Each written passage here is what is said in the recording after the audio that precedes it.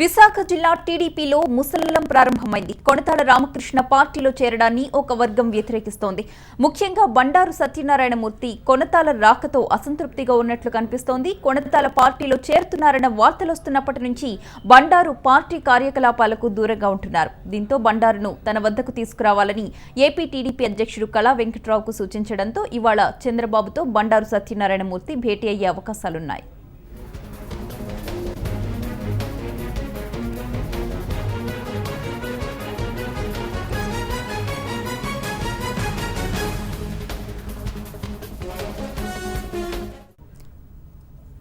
పూర్తి అప్డేట్స్ మా రిపోర్టర్ శ్రీరామ్ అందించడానికి సిద్ధంగా ఉన్నారు. శ్రీరామ్, ప్రతిభ టీడీపీలోకి కొణతాల రామకృష్ణ చేరిక అంశం పైన ఆ పార్టీ నేతల్లో తీవ్ర విభేదాలు వ్యక్తమవుతున్నాయి. ప్రధానంగా 2014 ఎలక్షన్ల పూర్తయిన 2 నెలల తర్వాత నుంచి ఈ ప్రతిపాదనలు టీడీపీలోకి వచ్చాయి. ప్రధానంగా అయ్యన్న వర్గం నుంచి కొణతాల రామకృష్ణను టీడీపీలోకి ఆహ్వానించాలని నిర్ణయించారు. ఇదే సమయంలో గంటా శ్రీనివాసరావు, దాడి వీరభద్రరావును టీడీపీ పార్టీలోకి తీసుకురావడానికి ఆహ్వానించారు. ఈ నేపథ్యంలో జిల్లాలో కొన్ని విభేదాలు తలెత్తడంతో అధినేత ఆ ప్రతిపాదనలు అప్పట్లో పక్కన పడేశారు. అయితే తాజాగా అయ్యన్న వర్గం వ్యూహాత్మకంగా వ్యవహరించి కొణతాల రామకృష్ణతో పాటుగా ఆయన ప్రధాన అనుచరుడు గండి బాబ్జీని టీడీపీలోకి తీసుకొచ్చే విధంగా ప్రయత్నాలు చేశారు. దాదాపుగా ఇది ఒక కొలిక్కు కూడా వచ్చింది. ఇరువురు నేతలను తీసుకుని అయ్యన్న అధినేతను కూడా కలవటం జరిగింది. ఈ పరిణామాలు జీర్ణించుకోలేని టీడీపీకి సంబంధించిన కొంతమంది నేతలు బహిరంగంగానే దీన్ని వ్యతిరేకిస్తూ వచ్చారు. ప్రధానంగా పెందుర్తి నియోజకవర్గానికి సంబంధించి కొణతాల రామకృష్ణ అనుచరుడు గండి బాబ్జీకి, అలాగే పెందుర్తి ఎమ్మెల్యే బండారు సత్యనారాయణకు ఏమాత్రం పొసగడం లేదు. ఈ నేపథ్యంలో అతనిని పార్టీలోకి ఆహ్వానించడం పైన బండారు తీవ్ర ఆగ్రహం వ్యక్తం చేశారు. అసెంబ్లీ జరుగుతున్న సమయంలోనే ఆయన అసెంబ్లీ నుంచి బయటకు వచ్చేసి ఫోన్ కూడా స్విచ్ ఆఫ్ చేశారు. ఈ నేపథ్యంలో అధినేత నుంచే బండారు సత్యనారాయణకి పిలుపు వచ్చింది. టీడీపీకి సంబంధించిన ఏపీ అధ్యక్షుడు కళా వెంకట్రావుకు అధినేత ఫోన్ చేసి బండారును తన వద్దకు తీసుకురావాల్సిందిగా సూచించారు. ఈ నేపథ్యంలో ఇరువురు నేతలు రాత్రి విజయవాడకు చేరుకున్నారు. ఈ మధ్యాహ్నం 2 గంటలకు చంద్రబాబు నాయుడు వీరికి అపాయింట్మెంట్ ఇచ్చారు. పార్టీకి సంబంధించిన విషయాలను వీరితో ప్రస్తావించే అవకాశం ఉంది. ప్రధానంగా బండారు సత్యనారాయణ తీవ్ర అసంతృప్తిగా ఉన్న నేపథ్యంలో అధినేత ఆయన్ను బుజ్జగించే అవకాశం ఉంది. ప్రధానంగా మంత్రివర్గ విస్తరణకు సంబంధించి లైన్ లోనే ఉండండి. మనతో పాటు ఫోన్ లైన్ లో సిద్ధంగా ఉన్నారు బండారు సత్యనారాయణ గారు. బండారు సత్యనారాయణ గారు, నమస్తే అండి. నమస్కారం మేడం. సార్ చెప్పండి, కొణతాల రాకపై మీరు అసంతృప్తిగా ఉన్నట్లుగా వార్తలు వస్తున్నాయి. మీ వర్షన్ ఏంటి? అంటే మీరు ఈ వార్తల్ని ఖండిస్తున్నారా? నేను ఈ రోజు మా అధినాయకుడు మా చంద్రబాబుని కలుస్తున్నాను, మా ముఖ్యమంత్రి గారి, మా పార్టీ అధ్యక్షుడిని. అధ్యక్షుడు ఏ నిర్ణయం తీసుకున్నా ఎప్పుడు శిరసాయిస్తాను, ఎప్పుడు వారు అడుగుజాలను నడిచే వ్యక్తిని. కాకపోతే కింద కార్యకర్తల మనోభావాలు కూడా సార్కి తెలియపరచాలి, కాబో పరిణామాలు కూడా చర్చించాలి. సార్ని గారు కలిసి వారితో కొన్ని విషయాలను చెప్పదలుచుకున్నాను. సార్ అదృష్టశాతం నాకు ఈరోజు అపాయింట్మెంట్ ఇచ్చారు. అంటే రేపు భవిష్యత్తులో మళ్ళీ పార్టీ అభివృద్ధి చెందాలి, పార్టీ పురోభివృద్ధి కావాలి. మాది అధిష్టానం, మా అధినాయకుడి నిర్ణయాలను కూడా ఎప్పుడు భవిష్యత్తు కోసం ఆలోచించి చేస్తారు. కాబట్టి కింద స్థాయి మనోభావాలు కూడా చెప్పాలనుకుంటున్నాం తప్ప ఎప్పుడు అధిష్టాన నిర్ణయాన్ని నేను శిరోధారి ఉన్నాను. సో మీరైతే అసంతృప్తిగా ఉన్నట్లు అర్థమవుతోంది. అయితే ఆయన రావడం వల్ల మీకున్న అభ్యంతరాలు ఏంటి సార్?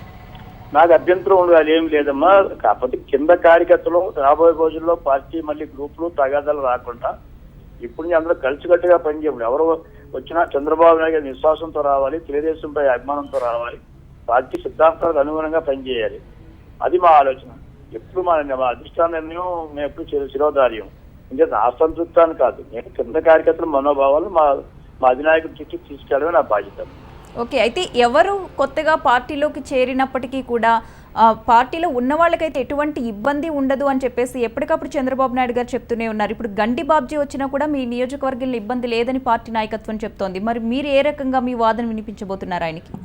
అదే మా అధినాయకుడు ఏమైతే బోధ చెప్తారో దాన్ని కొనసాగిస్తాను. మా నాయకుడు కావాలి. చంద్రబాబు నాయుడు మాట అంటే విలువ ఉన్న వ్యక్తులు మేము.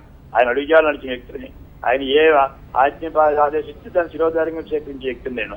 అంచేది వారు నాకు ఎటువంటి ఇబ్బంది లేదు. మా నాయకుడు మా అండగా ఉన్నప్పుడు, మా అభిమానులు ఉన్నప్పుడు కింద వాళ్ళు ఎవరు వచ్చిపోయినా నాకు ఎటువంటి భయం లేదు, ఆందోళన లేదు. అయితే సత్యనారాయణ గారు, ఈ మధ్యకాలంలో మీరు పార్టీ కార్యకలాపాలకు కూడా దూరంగా ఉంటూ వస్తున్నారు. దీనికి కారణం కొణతాల రామకృష్ణ పార్టీలోకి రావడమేనా? కాదమ్మా, నాకు ఎప్పుడు పార్టీ కార్యక్రమాలు చేసేటప్పుడు నేను ఎమ్మెల్యేకే పరిమితం అయ్యాను. ఇంతకుముందు నేను పార్లమెంట్ ఇన్ఛార్జిగా ఉండేవారు కార్యక్రమాలు చేశాను, జిల్లా అధ్యక్షుడిగా కార్యక్రమాలు చేశాను. మొన్న కూడా నన్ను లోకేష్ బాబు గారు ప్రకాశం జిల్లా సెక్షన్కి వెళ్ళమంటే సెక్షన్కి వెళ్ళాను. పశ్చిమ గోదావరి జిల్లా ఎలక్షన్స్ కనబడారు. కానీ ఇప్పుడు నా బాధ్యత పార్టీలో నా రోల్ లేదు, ఎమ్మెల్యేగా నా రోల్ ఉంది. కాన్స్టిట్యున్సీకి నేను పరిమితమై పని చేసుకుంటున్నాను. అదే చంద్రబాబు నాయుడు ఏదైనా పని చెప్తే ఆ పని చేయడం సిద్ధంగా ఉన్నాను. ఇప్పుడు కూడా నేను పార్టీ కార్యక్రమాలు, పార్టీ అధిష్టానం ఏది ఆదేశిస్తే చేయడం సిద్ధంగా ఉన్నాను. అసంతృప్తి అంటే ఏం లేదు. ఇప్పుడు పనిచేసే వ్యక్తిని, పార్టీ కోసం నిరంతరం పనిచేసే వ్యక్తిని. చంద్రబాబు నాయుడు గారు, లోకేష్ బాబు గారు ఏది ఆదేశిస్తే తన ఆదేశాన్ని అమలు చేయడానికి సిద్ధంగా ఉన్నాను. ఈ నియోజకవర్గం అయితే ఏ రకమైన మనస్తాపం లేనట్లయితే విశాఖలో ఇంకా అలజడి కనిపించడాన్ని మనం ఏ విధంగా అర్థం చేసుకోవాలంటారు? అంటే అందరూ కలిసి పనిచేయాలి అని చంద్రబాబు చెప్పినప్పటికీ కూడా కాస్త అలజడిని మనం గమనిస్తూ ఉన్నాం విశాఖలో. అది వాస్తవం. అందుకే అదే ఇవన్నీ కూడా మా నాయకుడితో చర్చించాలనేది నా ఉద్దేశం. కొన్ని విషయాలు వారి దృష్టికి తీసుకురావారు. చాలా ముఖ్యమంత్రిగా ఈ అమరావతి నిర్మాణంలో, ఈ లోటు బడ్జెట్ లో చాలా తలమునకలు అయినారు. అంతే వారికి కూడా కొన్ని కింద స్థాయి వెళ్ళే అవకాశం కూడా లేకపోవచ్చు. అందుకే ఈ రోజు చంద్రబాబు నాయుడు కలిసి జిల్లాలో జరుగుతున్న కొన్ని పరిణామాలు కూడా వారి దృష్టిలో తీసుకెళ్తారమ్మా ఈరోజు.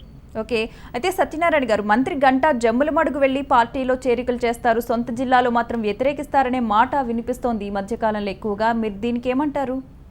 అంటే ఎవరైనా పార్టీ ఆదేశించి కడప ఇన్ఛార్జిగా పెట్టారు గంటా శ్రీనివాసరావు గారిని. వారికి కొన్ని బాధ్యతలు చెప్పారు ముఖ్యమంత్రి గారు. ఆ బాధ్యత నెరవేరుస్తున్నారేమో నేను అనుకుంటూ ఉన్నానమ్మా. సొంతంగా గంటా గారికి జమ్మలమడుగు మీద అభిప్రాయం ఉంటుంది, ఆశలే ఉంటాయి. కాకపోతే అధిష్టానం కొన్ని కార్యక్రమాల వారికి ఇన్ఛార్జిగా, జిల్లా ఇన్ఛార్జిగా వారికి బాధ్యత ఉన్నాయి. ఆ బాధ్యత నెరవేరుస్తున్నా అనుకుంటున్నాను.